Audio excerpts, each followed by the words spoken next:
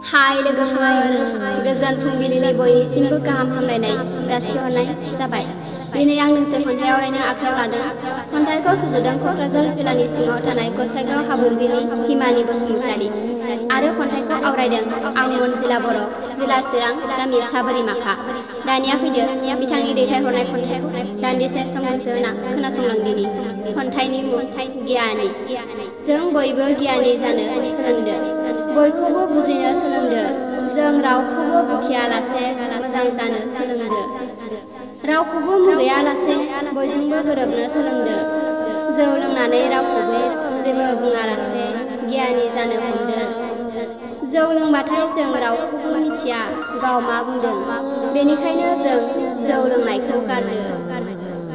Cigarette सोबनायखौ गारनो हमदो, सिगारेटआ दि बेसेदि बिस गोनां, बेखौ सोबबाय थायोब्ला जोंनिनो खहा जागोन, गाज्रि बेराम जागोन। बेखायनो जों बेनिफ्राय गोजान जानायानो मोजां। जौ लोंनायखौ गारनो नाजादो, रावखौबो गाज्रि सानालासे, गाज्रि राव बुङालासे मोजां जानो हमदो, रावखौबो मुगैयालासे जों बयबो बुजिना जानो सोलोंदो।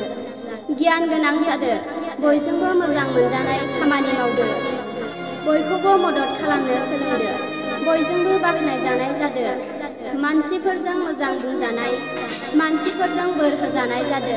बेनिखायनो गियान गोनां जानो हमदो, अब्लानो बयजोंबो मोजां बुंजागोन।